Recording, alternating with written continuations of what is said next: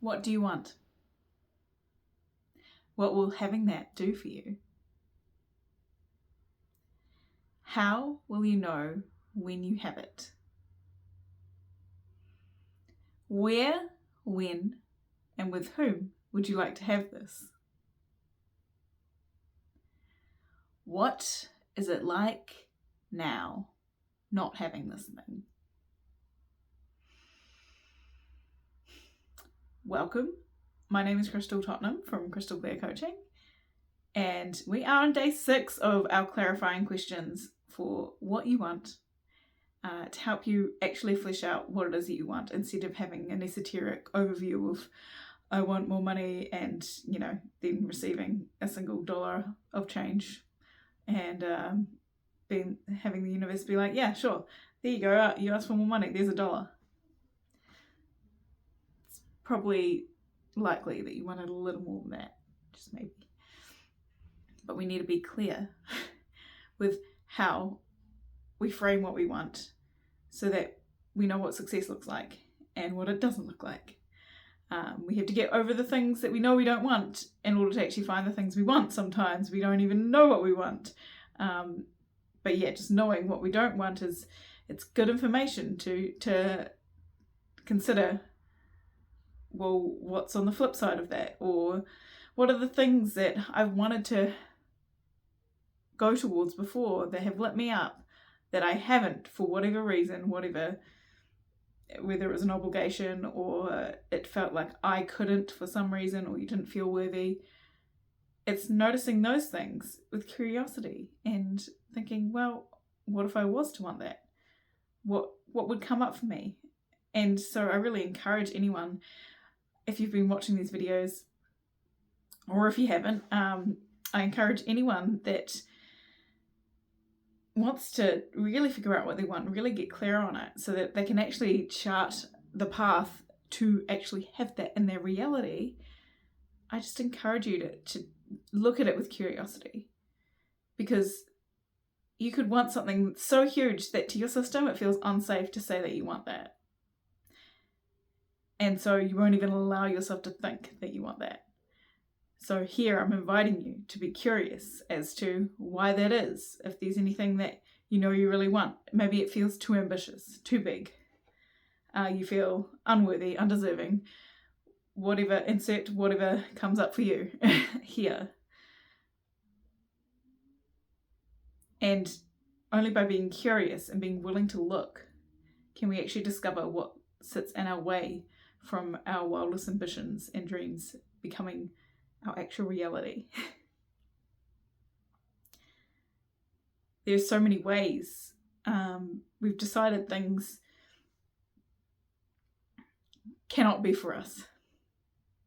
But if we actually look at the facts of, is it physically, energetically possible for us to have XYZ thing? If we say no, well, there is the occasional thing that, where it's a no, but most of the time it's that we've told ourselves we don't deserve it. And we did it from a loving place. It was a younger version of ourselves that lives rent-free in our brain, that takes the steering wheel and runs the show whenever we try and step forward into that greatness, that thing that we really want to become. And that's where self-sabotage comes from, and how we hold ourselves back, and how we go year after year thinking, oh, there must be more to life than this. It's because we're too scared to even be curious to look. We're too scared to look. But this is why I love curiosity, because we can take the seriousness out of it. We can just have fun with, well, what would it be like to look? Even if it's too real for me to look at it for myself. What if someone like me, not me, but someone like me that I love dearly, like a best friend, like that I've had and loved since I was young, someone like me, but not me, could they possibly have this thing?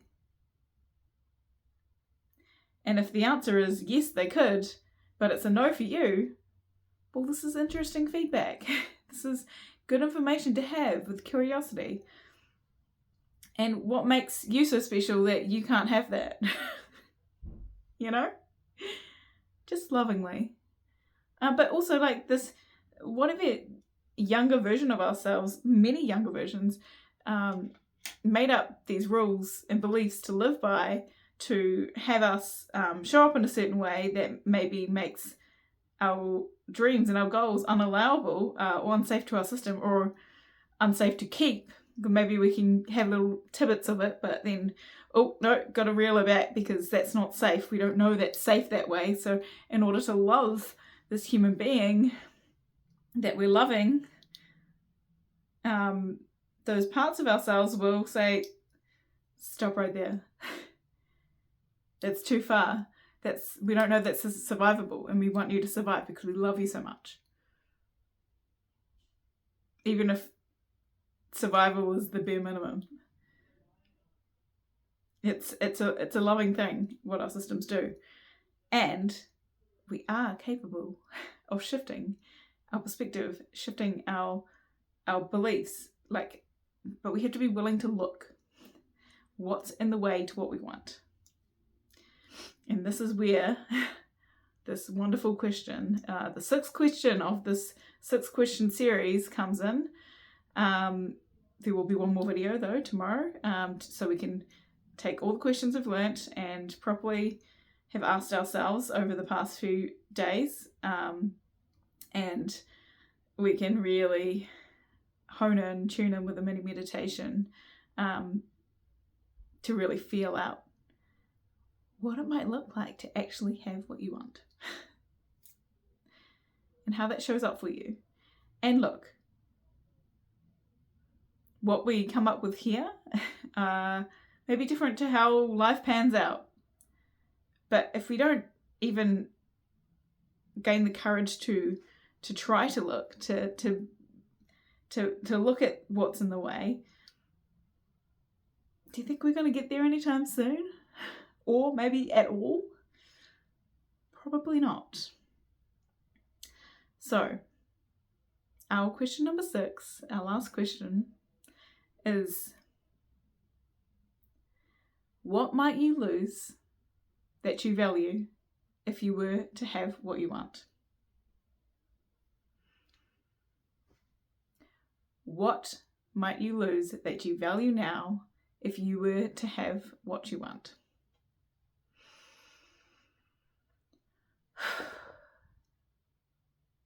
Maybe it's comfort.